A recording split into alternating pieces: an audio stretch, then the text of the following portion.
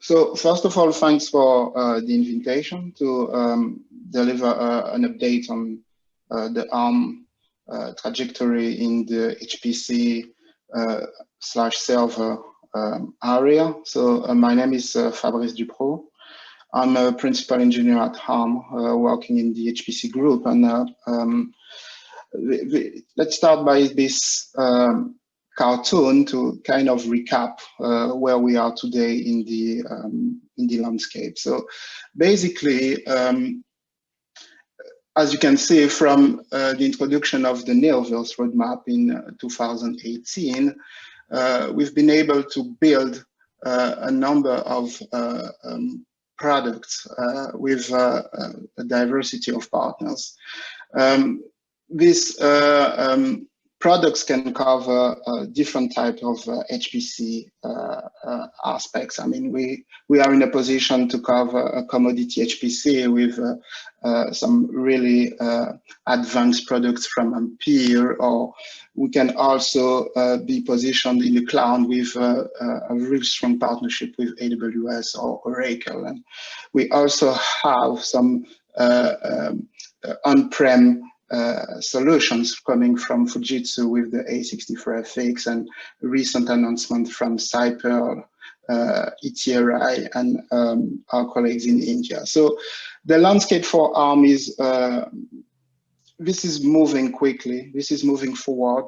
I mean, in terms of products, in terms of solutions that might be suitable for your workload, we are in a much different position. And as you can imagine, the software stack is at the same, is progressing at the same pace, with a number of announcements from NVIDIA to support the ARM ecosystem, Cray and HP compiler stack available on HP, Apollo, AT, etc. So I will not spend too much time on this. It was just to give you an overview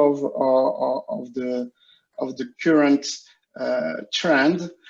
I think one of the things that is key in for the next months will be the public roadmap and where we are going. So in terms of recent announcements, we publicly disclosed two really exciting platforms. The first one is N2, that is dedicated for high density, power efficient solution.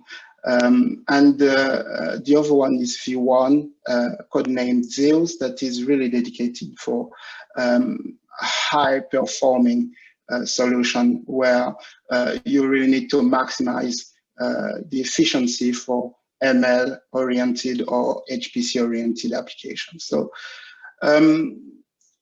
those solutions, those platforms will feature a number of key, let's say, hardware enhancements suitable for HPC in terms of memory interfaces, DDR5, HBM2, etc. In terms of vectorization, with the availability of SVE, with various vector length, but also in terms of ML with bfloat 16, etc. So I will not again comment too much on that, but this is another another picture of the current trend for ARM in the HPC landscape. So another key thing for ARM, another key feature for the HPC area is SVE. So I will not go into too many details, and I will encourage you to join our upcoming SVE hackathon at ISC. You will have a half-day event with leading experts from ARM to really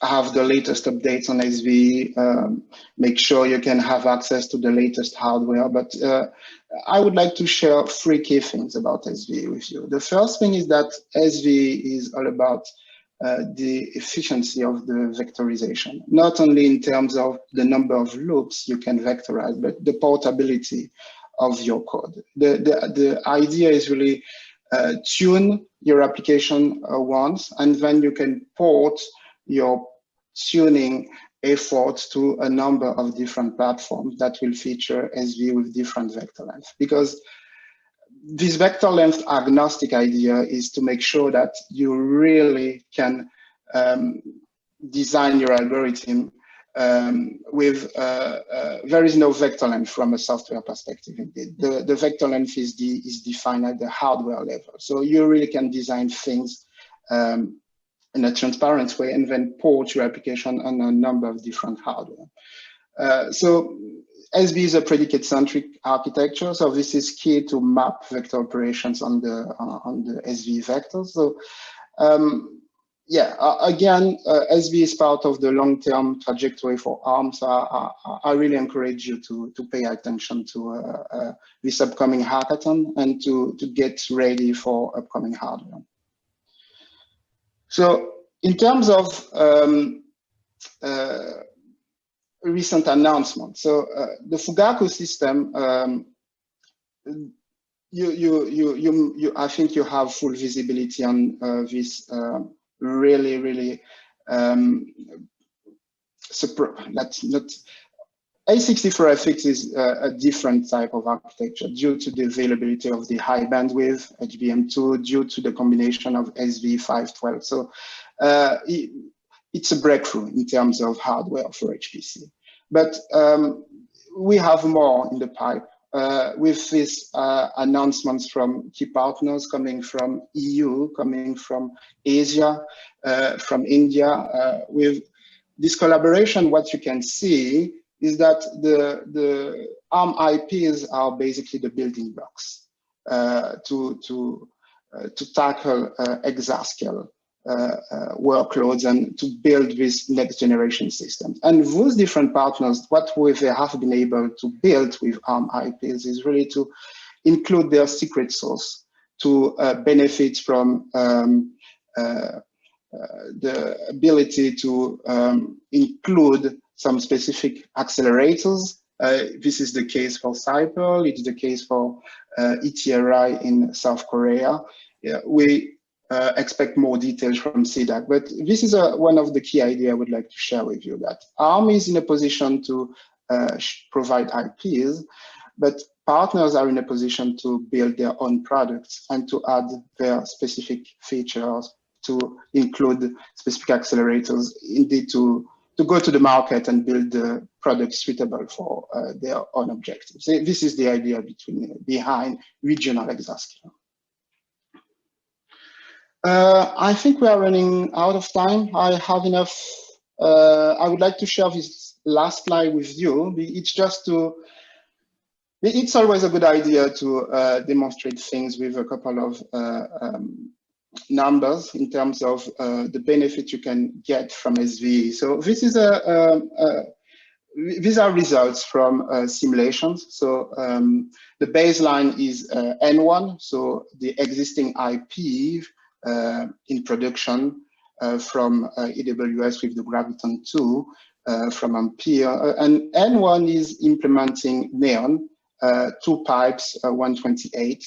And the idea is to compare the uplift with the new hardware we introduced a few weeks ago. So N2, considering Neon or SV CMD units, or V1 with 2 pipes of 256 vector length. So on the first chart on the left, you simply can observe the improvement from the microarchitecture, because in both cases, you are running the same vector length and the same type of Neon type of code generated. The green bar is really the benefit you can get with SV using the same vector length. So this 3.5 speed up is coming from the fact that you are in a position to vectorize additional loops. So the workload we are discussing here is the hack kernel. As you may know, the hack kernel is from the ECP benchmark in the US, the Exascale project, and it's a really popular benchmark. So being in a position to vectorize more loops, this is pretty significant using SV. And the last bar, the orange bar, is the results, the speed up using the V1 core. So using the exact same binary, this is something I would like to underline here, from N2 to V1, you can observe this 2x speed up between the green bar and the orange bar. So this is obviously from using larger vector length, because you are moving from 128 to 256. And this is exactly the sort of behavior we would like to observe from a large application. I mean, on the right, you have a diversity of standard mini apps, and where you can see that the speed up from SVE and from V1 in comparison with N1 is this is ranging from 1.6 to 4.0, depending on the underlying workload and the underlying algorithm. The last slide is something more HPC oriented. As you may know, the NAS parallel benchmark is from the CFD area. This is representative of what you can see in so many different applications. The block tree diagonal, the conjugate gradient, and the DGM are representative of different memory access patterns. They are representative of different type of let's say, arithmetic intensity. And in the first two, on the first two charts, you can see the exact same, let's see, you can have the exact same conclusion. I mean, significant speed up with N1, but V1 with larger vector length and the usage of SV able to demonstrate superior performances with up to 1.7 speed up in comparison with N1. The DGEM example is well known. There is no discussion about the fact that we can really maximize the uplift because of the nature of the algorithm and because of the fact that the vector length is very suitable for matrix multiplication. So I think this is just a quick overview of where we are on the ARM side. I don't have any, let's say, additional comments on these numbers, except that feel free to reach out to us if you want to have more details. So again, thank you for the invite, and I appreciate the time provided to deliver this presentation.